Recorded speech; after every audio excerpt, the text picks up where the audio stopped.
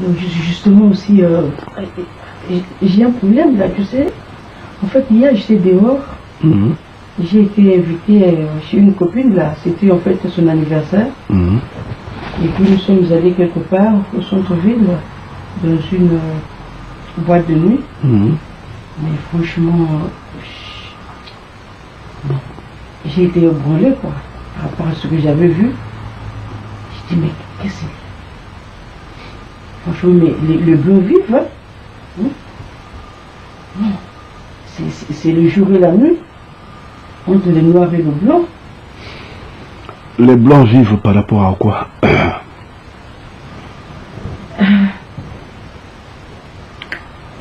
C'est quoi en fait cette forme de vie qui semble paniquer, qui semble éblouir? Ils vivent, ils font quoi en fait? Moi, c'est ce que je veux savoir. Kanye, imagine un peu. Nous sommes en décembre, mais pratiquement tout le monde dans la boîte célébrait leur Noël. Est-ce que tu comprends? Ouais. Donc ils étaient dans la joie. Il n'y avait que du rouge, blanc partout. Dans la joie, je dis bien. Et en les regardant, tu vas remarquer, c'est comme s'ils n'ont pas de soucis, quoi. Est-ce que tu comprends? Oui, bon, regarde. Moi, je veux dire ceci. Aujourd'hui, nous sommes encore le 11 décembre, bien sûr. Eux, ils sont déjà dans la fête de Noël, dans la fête de Christmas. Ils célèbrent cela, ils sont dans la joie, ils dansent, ils sautent, tout. Oui, d'accord. D'abord, logiquement, c'est pas une fête du Créateur vivant, c'est une fête du monde. C'est normal qu'il soit dans la joie.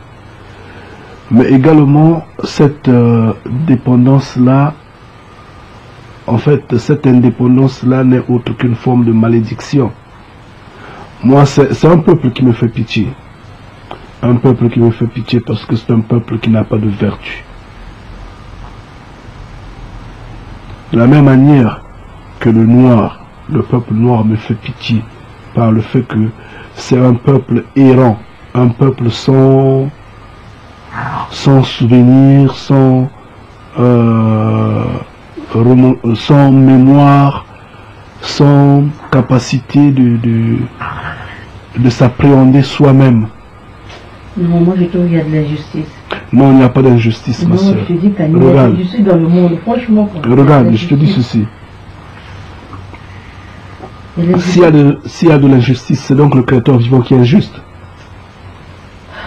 Il n'y a pas d'injustice, ma soeur. Regarde. Écoute, rien que pour la nourriture, regarde cette inégalité, tu vois. Nous aussi, nous produisons en Afrique. Ici, c'est à la nourriture, mais si on compare, c'est les Africains qui produisent plus que les Blancs. Mais, où est-ce qu'on trouve la bouffe en pagaille, en cascade?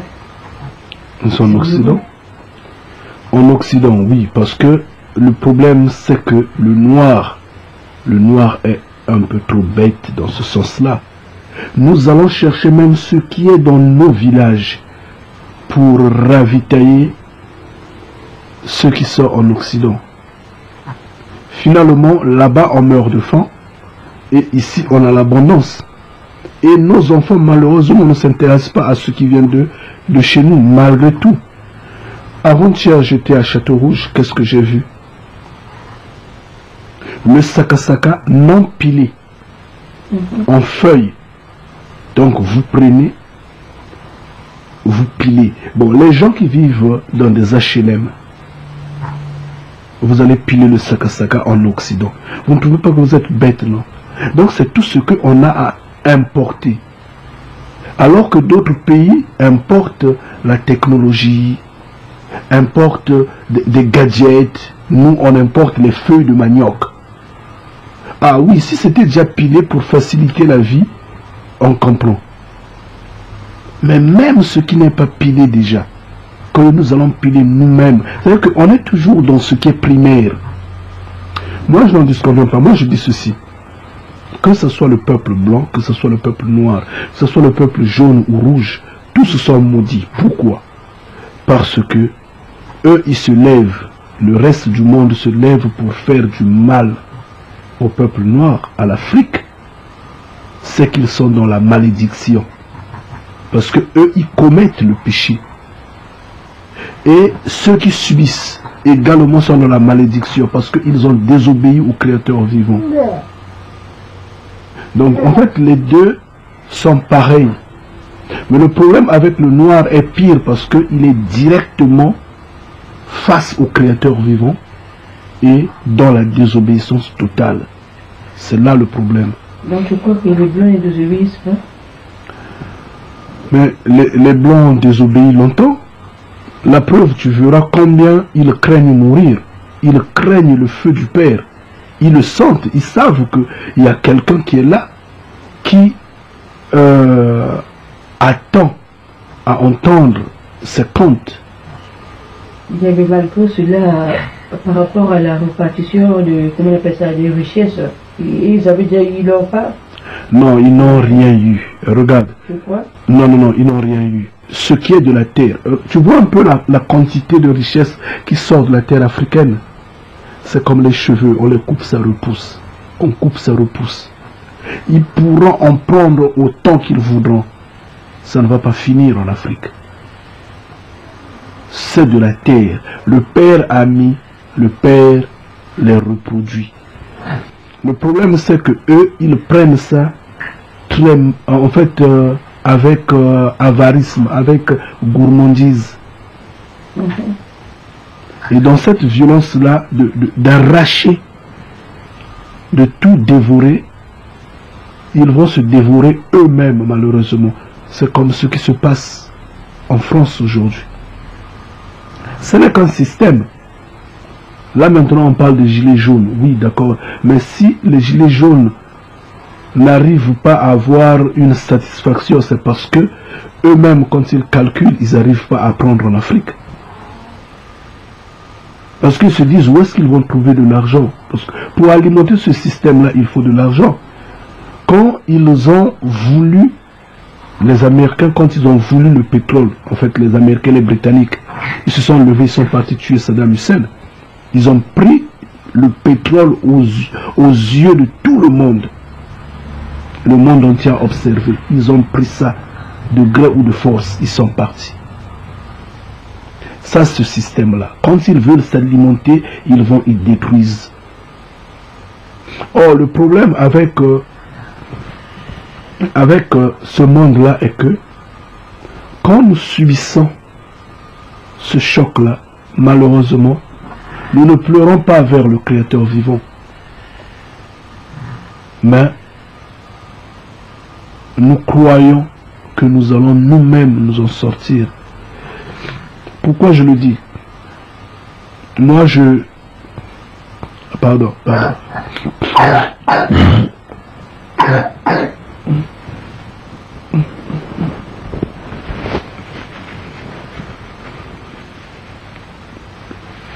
Oui.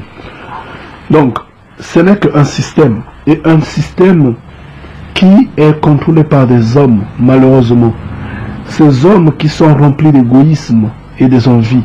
Et ce système-là n'a pas de chance de survivre. Donc, ils vont en boîte, oui, c'est vrai. Ils vont au restaurant, oui, c'est vrai. Ils roulent carrosse, c'est vrai. Ils ont des facilités, des grandes maisons. Ils vivent soi-disant dans l'aisance totale. Ce n'est qu'un système. Un système qui est protégé par l'égoïsme, par l'égocentrisme, par la force. Mais ce n'est pas un système de justice. Je ne sais pas si tu me comprends. Oui, je suis. Oh, le problème c'est que le noir, malheureusement, ne prend pas conscience. Et c'est de ça que nous parlons toujours. On peut aujourd'hui regarder ce que nous sommes sur tous les plans.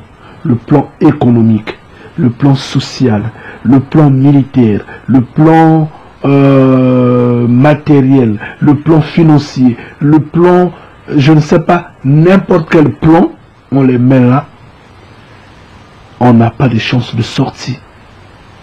Nous les noirs, on n'a pas les chances de sortie c'est pas en disant que non, écoute, les droits de l'homme, faisons la paix, ça c'est des caresses. On nous caresse dans le sens des poils et on nous fait dormir. Mais sinon on ne peut pas se lever parce qu'aujourd'hui si l'Occident dit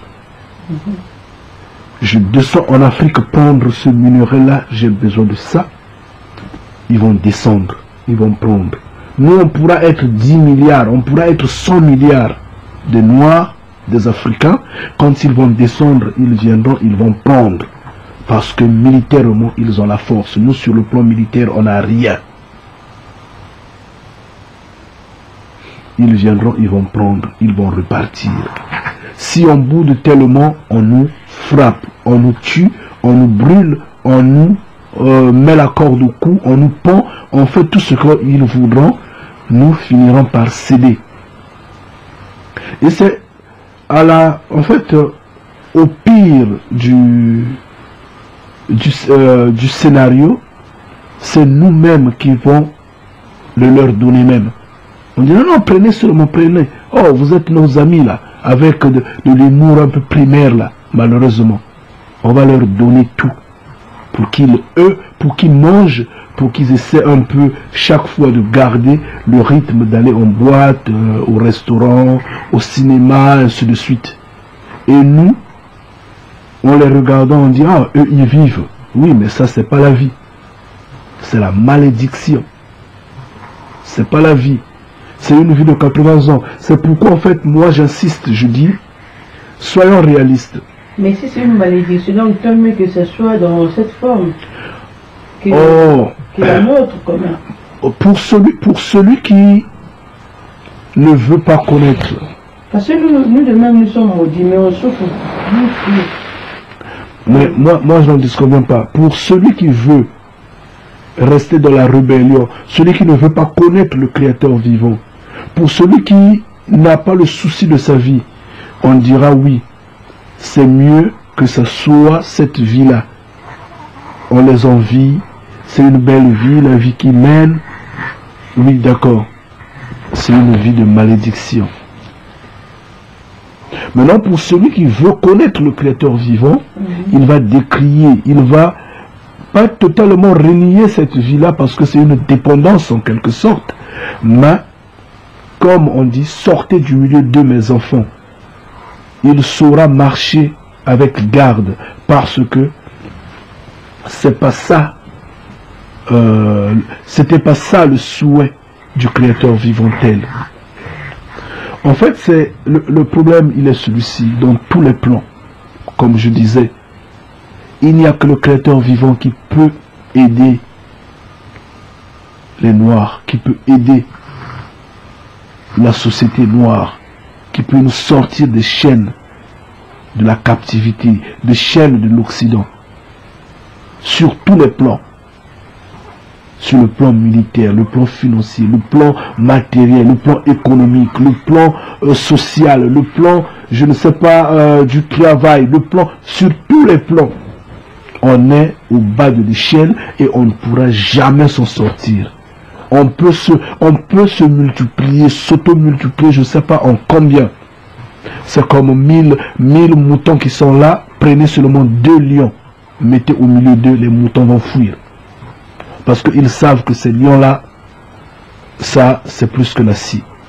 Ils le savent, ils sont conscients. Rien qu'en regardant le lion, le mouton lui-même dit, moi, je ne peux pas tenir. C'est comme les noirs devant les blancs. Les blancs ont tout et tout, ont tout et pour tout.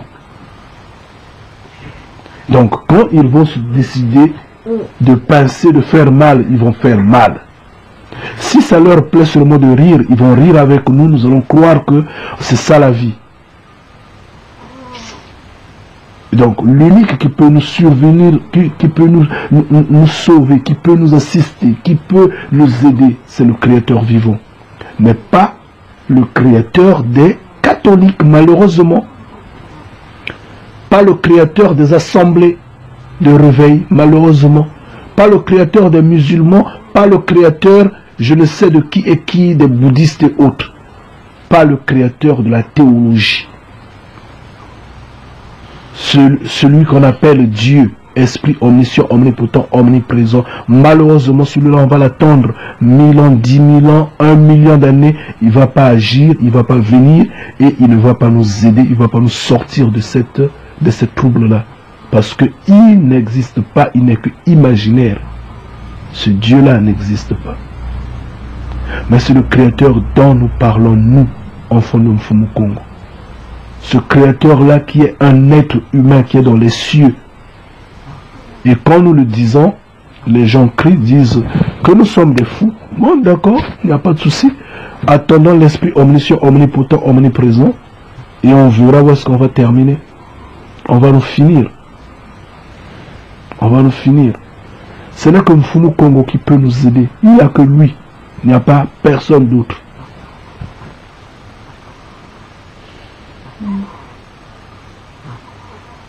Je ne sais pas si je me fais comprendre, mais enfin, c'est dur pour que mes frères et sœurs me comprennent. En fait, les Noirs, bien sûr. Mais au final, nous allons finir. Hein. Ces hommes-là vont nous terminer. Je dis bien les hommes des nations vont nous finir. Ils ont un système de sélection. C'est ce qui est bizarre. Vous savez que dans le lot, vous êtes par exemple 50 noirs, vous étiez à l'école, vous aviez appris, vous aviez eu des diplômes. Ils ne vous prennent pas tous pour vous mettre dans la machine du travail. Parce que vous êtes une puissance qui dérange. Maintenant, qu'est-ce qu'ils font? Ils prennent par exemple 2 d'entre vous. Les 48 autres là, on vous abandonne là. Dans la société, vous débrouillez. Vous devenez des mécaniciens, vous devenez des nettoyeurs, vous devenez, je ne sais pas, des vendeurs, vous devenez des coopérants simples. Donc, vous êtes perdus dans la nature. Les 2 autres là, ils prennent un, par exemple, ils mettent dans la politique. Ils prennent un autre, ils mettent, je ne sais pas, responsable, je ne sais où. Et maintenant, vous, quand vous les regardez, vous dites, oh, on a un frère qui travaille là. Vous êtes content. Mais vous ne regardez pas votre cas. Vous ne vous en rendez pas compte que vous-même, on vous a damné pour ne pas monter, pour que votre peuple ne se lève pas. C'est la sélection. On vous domine, on exploite, on tire seulement comme ça. C'est simple. Il faut seulement regarder par exemple le cas, les visas. Pourquoi on impose les visas aux gens? Alors que nous naissons tous égaux. Nous avons tous le droit d'aller partout dans le monde. Et ils sont libres, hein? Eux, ils sont libres, ils vont partout dans le monde, dans n'importe quel état. Ouais. Le visa pour eux, c'est fictif. Oui, c'est fictif. Mais, chez nous, ça s'impose, c'est obligatoire. Tu l'as pas, tu bouges pas. Nous sommes dans une prison à ciel ouvert. Mais on ne se rend pas compte. On est content une fois qu'on a mis pied en Occident, on trouve qu'on est au paradis. Mais au lieu de chercher les moyens de défaire ce système-là, on ne les cherche pas. D'accord, parce que nous n'avons pas de conscience. Mais celui qui peut tout défaire, c'est le Créateur vivant. C'est lui. De gré ou de force, il n'y a que lui qui peut le défaire. On est en train d'avancer, on est en train de regarder. Là, leur système est pratiquement à bout. Hein. Pratiquement à bout. Parce que le système, ce sont eux qui ont un autre plan. Mais le plan qu'ils ont ne peut marcher que si le peuple noir continue de dormir. C'est là le problème. Si le peuple noir s'éveille, le plan ne va pas marcher. Parce que le peuple noir, qui dit peuple noir, dit le Créateur vivant.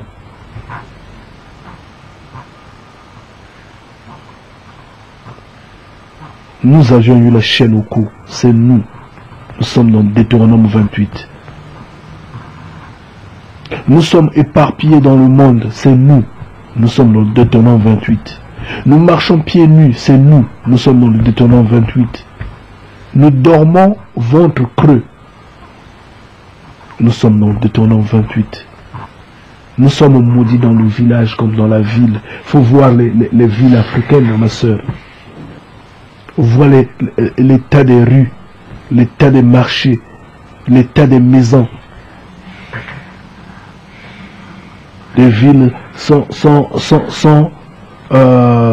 réseau d'évacuation, sans caniveau.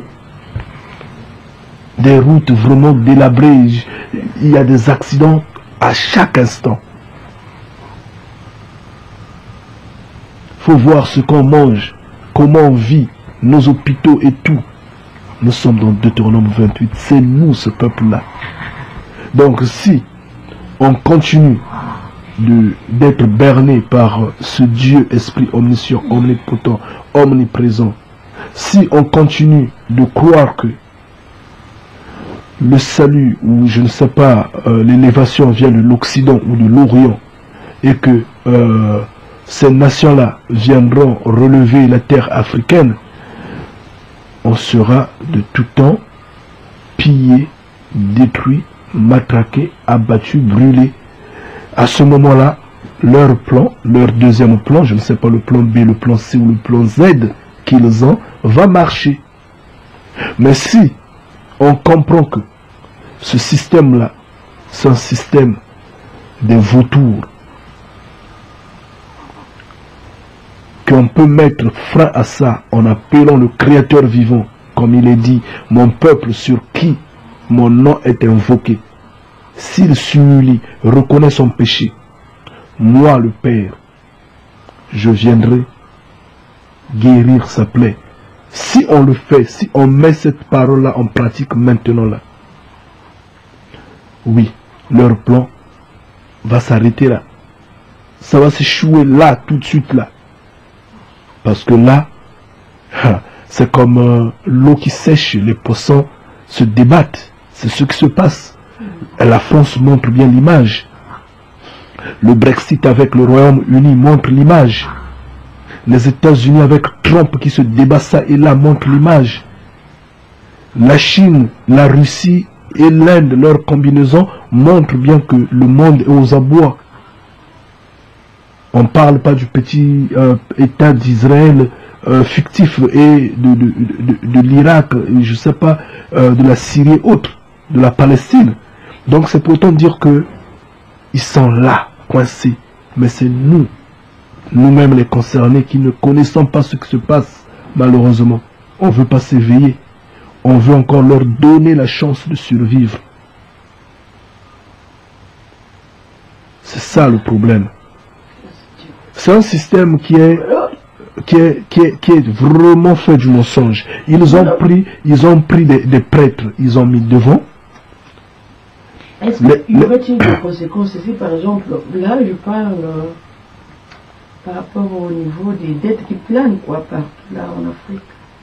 Si par exemple les dettes, hein? Les dettes. Quelles dettes? Si, l'Afrique on dette toujours. Mais Thomas Sankara avait dit qu'on ne doit personne, et en réalité on ne doit personne. C'est eux qui doivent l'Afrique. Non, mais qui doivent. C'est eux qui nous doivent. On nous montre le contraire. Maintenant. Parce que quand on travaille tout le temps, on est là à payer leurs dettes. Et voilà pourquoi notre économie stagne. Et la pauvreté s'augmente. D'accord. Maintenant, si on faisait vice-versa, quelles seraient les conséquences? Maintenant qu'on prend conscience, on peut arrêter ça. Allons, courons vers Mfumu Congo, vers Mfumu Nzambia Mfungu. Allons nous cacher dans sa maison. Lui leur fera payer cette dette-là. Parce que eux, ils vont payer. Quand on attrape le voleur, mais là, on va faire ça systématiquement. Avec l'objet volé. On n'a pas d'arsenal et tout. Non, avec le Créateur vivant, on n'a pas besoin d'arsenal. Parce que l'armée des cieux est prête. Et l'armée des cieux a tous les moyens. L'armée des cieux va arranger ça. Avec le Créateur vivant. Maintenant. Tu sais, pour un peuple, c'est vraiment difficile pour que tout le monde soit d'accord. Mais le peuple... Maintenant, est-ce que ce serait pas possible pour Mfumu Congo de scinder ceux qui vont accepter et puis être dans la joie, en liberté, avoir tout ce qu'ils veulent? Non, là maintenant, c'est le scénario de la fin. Mfumu Congo avait pris ça en compte déjà. Ça, c'est le scénario de la fin, le scénario, le cas de Moïse, le scénario du jugement. Il marchait. Justement. À un stade donné, il y avait, je sais pas, Daton ou Daton. Ouais. Et puis, c'est Daton, je crois, qui avait créé des statues et autres. Ouais, ouais. En fait, c'est quoi? Mfumu Congo connaît ce scénario-là. Et ça, c'est le scénario de la fin. Ce scénario-là, tel que à l'allure où nous allons, si ce peuple-là ne le reconnaît pas, oui, nous terminerons par là.